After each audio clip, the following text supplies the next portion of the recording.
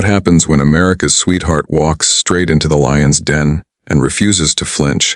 Today, we're revisiting one of the most jaw-dropping confrontations in daytime television history.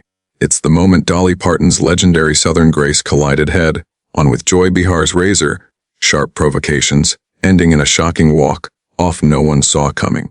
This isn't just a TV clash, it's a story about respect, boundaries, and what happens when someone finally decides they've had enough of being talked down to. Be sure to subscribe and tell me in the comments, do you think Dolly handled this the right way? The View's studio buzzed with its usual pre-show energy as Dolly Parton settled into the guest chair, her sequin jacket catching the lights with every small movement. She'd done countless interviews over a career spanning decades, but today felt different. Across from her sat Joy Behar, wearing that familiar half-smile, the kind that usually signaled trouble for whoever was in the hot seat. "So Dolly," Joy began, smiling without warmth, "you've been making music for what, 50 years now? Don't you think it might be time to update the look? The big hair, the sequins, it's all very 1970s. Dolly's smile stayed gentle, but her eyes sharpened just a touch. "Well, honey, I've always believed if something works, why fix it? My fans seem to love me just the way I am." Joy leaned forward, sensing an opening. "But don't you think you're setting a bad example for young women? All this focus on appearance, the surgeries, the costumes. It's not exactly feminist, is it?" The other host shifted uneasily. Whoopi Goldberg shot Joy a warning look. Sarah Haynes tried to redirect the conversation, but Joy cut her off. "I'm serious, Dolly," Joy pressed. "You've built your whole brand around looking like a cartoon character. Isn't that a little shallow for someone who claims to be a serious artist?" Dolly's fingers tapped once against her knee, a small telling gesture. "Joy, darling, I've never pretended to be anything other than exactly who I am. I write my own songs. I run my own businesses. I've employed thousands of people over the years. If that's not serious enough for you, I reckon that says more about you than it does about me." The audience murmured in approval, but Joy wasn't finished. "Oh, please. You can't honestly say your success isn't built on playing into male fantasies. You're basically a Barbie doll with a guitar." "Joy," Whoopi interjected firmly, "we should move on." "No, it's all right," Dolly said softly, her sweetness now edged with steel. "I think Joy has something she needs to get off her chest." "Go ahead, honey. Tell me what you really think." Joy didn't hesitate. "Fine. I think you're a smart woman who spent her career dumbing herself down to appeal to men. I think that cutesy Southern belle act insults women who fought for real equality, and I think it's about time someone called you out on it." The studio fell silent. Even the cameras seemed to freeze. Dolly sat perfectly still, her smile intact, but her posture shifted, grounded and unshakable. "Well," she said calmly, "that's certainly an opinion you're entitled to have, Joy. But let me ask you something. How many literacy programs have you started? How many children have you put through college? How many hospitals have you helped fund?" For the first time, Joy hesitated. "That's not the point," she said. "Oh, but it is exactly the point," Dolly replied, her voice growing stronger. "While you've spent years behind this desk tearing other women down, I've been out there building them up. My imagination library has given away over 100 million books to children who might never have owned one. I've created thousands of jobs, most of them for women. I've mentored countless young female artists." And in that moment, the balance of power in the room quietly, unmistakably shifted. "But none of that matters to you," Dolly said evenly, "because you don't like my hair." The audience was spellbound. You could feel it. Everyone knew they were watching something rare unfold. Joy opened her mouth to fire back, but Dolly raised one perfectly manicured hand. "I'm not finished, sweetheart." A hush fell over the studio. "You want to talk about feminism," Dolly continued. "Real feminism is women supporting women, not tearing them down because they make different choices. Real feminism judges us by our actions, not our appearance. And real feminism is having the courage to be exactly who you are, no matter how bitter or judgmental others may be." Joy's face flushed crimson, her composure beginning to crack. "I am not bitter," she snapped. "Aren't you?" Dolly asked softly. "Because from where I'm sitting, you seem awfully angry at a woman you've never met. for choices that don't affect you in any way. That sounds pretty bitter to me. The other hosts tracked the exchange like spectators at a tennis match, their heads turning back and forth. The audience sat frozen, hanging on every word. Sensing the moment slipping away, Joy tried to reclaim control. Look, Dolly, I'm not attacking you personally. I'm just saying your image sends the wrong message. No, Joy. Dolly cut in, her voice firm now, stripped of sweetness. You are attacking me personally. You've done it from the moment I sat down. You've called me a cartoon character, a Barbie doll, and accused me of setting a bad example for women, all because I wear sequins and tease my hair. She paused, letting the words land. So tell me, what message does that send to the young women watching you right now? Joy's mouth opened, then closed. She clearly hadn't expected the tables to turn so decisively. The studio was dead silent, the air practically crackling. I was just trying to have a discussion, Joy stammered. A discussion? Dolly's eyebrows lifted in genuine surprise. Honey, discussions involve respect. What you've been doing is an attack. There's a difference, though I can see how you might get confused, since attacking seems to be your specialty. Whoopi leaned forward again. Ladies, maybe we should take a commercial? No, Joy snapped, pride wounded. Dolly, you can sit there acting high and mighty, but your entire career is built on outdated stereotypes. You giggle, you bat your eyelashes, you pretend not to know anything when we both know you're intelligent. That's not empowering.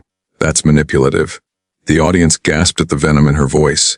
Dolly simply smiled and nodded. You're right about one thing, Joy. I am intelligent. She leaned in slightly. Intelligent enough to build a business empire from nothing. Intelligent enough to write songs that have touched millions. Intelligent enough to know that how I present myself doesn't diminish my accomplishments or my worth as a human being. Her smile tightened.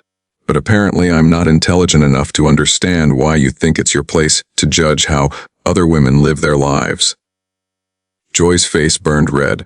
Someone needs to call out this fake persona you've created. You're not really this sweet country girl. It's all an act. And what if it is? Dolly shot back, calm but blazing. What if I've chosen to present myself in a way that makes people feel good? What if I've decided kindness and warmth are better than cynicism and cruelty? What exactly is wrong with that? It's dishonest, Joy spat. It's not authentic. Dolly laughed, genuine, bright, and disarming like sunlight cutting through storm clouds. Authentic, she said warmly. Let me tell you about authentic. Authentic is growing up dirt, poor in the mountains of Tennessee, and working every single day to build something better. Authentic is admitting I've made choices about how I look, because those choices open doors for me. She looked Joy straight in the eye. Authentic is being honest about who I am. A country girl who loves music and loves people. What's not authentic is sitting behind a desk, throwing stones at other women, because their choices make you uncomfortable. The hosts watched in stunned silence, equal parts awe and concern, as the balance of power in the room shifted yet again. Sarah Haynes looked like she wanted to crawl under the table. Sunny Hostin was scribbling notes, already calculating how this disaster might be addressed in the next segment. Joy, however, chose to double down. You can dress it up however you want, Joy snapped, but you're still selling an image that tells women they have to look a certain way to succeed. No, Joy, Dolly replied firmly. That's what you're doing. The room stilled. You're telling women that if they embrace their femininity, if they wear makeup, dress beautifully, and style their hair, then they're somehow less than. You're saying that to be taken seriously, women have to look and act like men. Dolly shook her head slowly. That's not feminism. That's just another kind of prison. The audience began murmuring in agreement, and Joy could feel the tide turning against her. That's not what I'm saying at all. Joy protested, but the conviction was gone. Isn't it? Dolly pressed. Because everything you've said suggests that any woman who embraces traditional femininity is betraying the cause. So tell me, Joy, what gives you the right to decide how other women should present themselves? Joy opened her mouth, but Dolly wasn't finished. And while we're talking about authenticity, Dolly continued, let's talk about what's really happening here. You invited me on this show to promote my album, and discuss my charity work. Yet from the moment I sat down, you've attacked my appearance, my choices, and my character." She leaned in slightly. "Is that what you call professional journalism?" The question hung in the air like a dare. Joy shifted in her seat, realizing, too late, that she'd pushed too far. "I was just trying to ask tough questions," she said weakly. "Tough questions?" Dolly echoed, disbelief coloring her voice. "Now, Joy, tough questions are about rural education, about running a business in this industry, about philanthropy policy and substance, things that actually matter." Her tone hardened. "Mocking a woman's appearance and calling her a cartoon character isn't journalism. It's bullying." The studio was so silent you could hear the cameras hum. Joy tried one last time to regain control. "I think you're misunderstanding my intentions."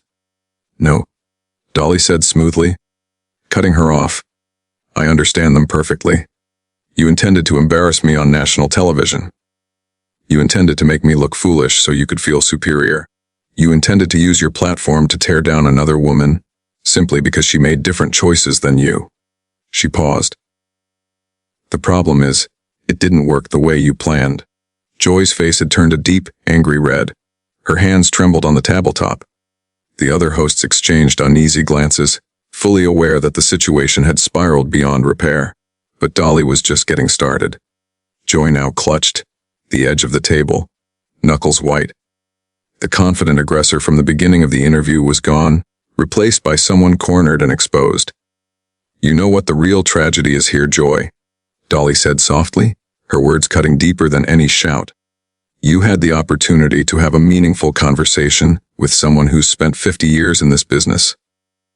You could have asked about songwriting, entrepreneurship, philanthropy, anything that might have actually benefited your viewers."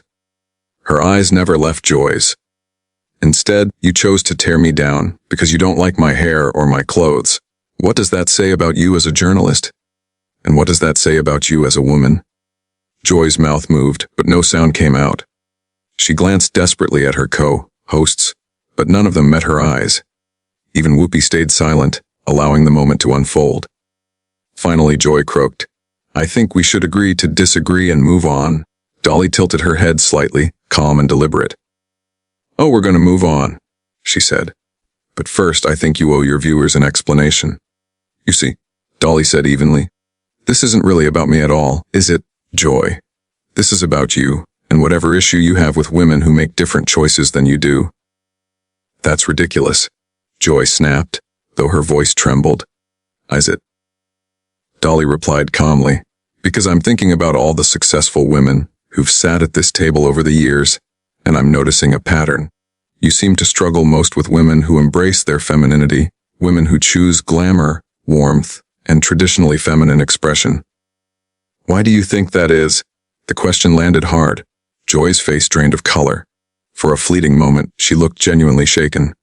"I don't have a problem with." "Yes, you do," Dolly interrupted gently. "And that's the sad part, Joy.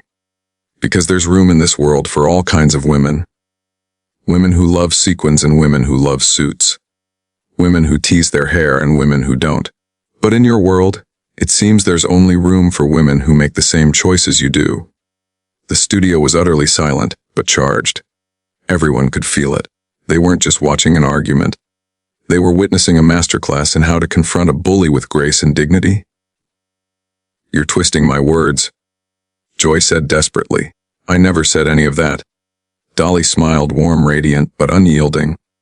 "Honey, I don't need to twist your words. Your words speak for themselves. You called me a cartoon character. You said I set a bad example for women. You accused me of being fake, dishonest, and built on male fantasy. Those are your words, Joy. Own them." The silence stretched. Joy glanced around the table, but her co-host suddenly found their notes fascinating. She was completely alone. "I think," Joy muttered, abruptly standing and yanking off her microphone, "that I've had enough of this conversation." "Sit down, Joy," Whoopi said firmly. But Joy was already moving. "I will not sit here and be lectured by someone who thinks being a living doll is an achievement," she snapped, her composure finally collapsing. Dolly remained perfectly calm, watching with something close to pity. "And there it is," she said softly. "The real Joy Behar, not the journalist. not the champion of women. Just someone who can't stand seeing another woman succeed on her own terms. That was the breaking point. I don't have to listen to this from some washed, up-country singer who thinks she's profound because she can rhyme moon with June. Joy shouted. The audience gasped. Dolly only smiled and shook her head. And there you go again, Joy. When you can't win on merit, you turn to insults. Joy stood frozen, trembling with rage, searching for a comeback that never came. Finally, her voice cracked. I'm done. This isn't journalism, it's an ambush. An ambush? Dolly asked, genuinely surprised. Joy, you're the one with the microphone. You're the one with the platform. You invited me here, and you started attacking me the moment I sat down. If anyone was ambushed, it wasn't you. But Joy was already storming off, ripping out her earpiece as she went. The cameras followed briefly before cutting back to the stunned hosts. Whoopi cleared her throat. Well, that was unexpected. Dolly, I want to apologize. No need, Whoopi, Dolly said graciously, smoothing her jacket as if nothing extraordinary had happened. Sometimes people show you exactly who they are. All you can do is accept it and move on. She smiled brightly. Now, didn't you want to ask me about my new album? The audience erupted in applause, finally releasing the tension that had gripped the room. Dolly waved, calm and unbothered, while somewhere backstage, Joy Behar was likely unraveling. And that's how Dolly Parton, armed with nothing but grace, intelligence, and unwavering self-worth, exposed a bully on live television in front of millions. Sometimes the strongest response isn't raising your voice. It's standing your ground and letting the truth speak for itself. What do you think? Did Dolly handle this perfectly, or did she go too far? Let me know in the comments.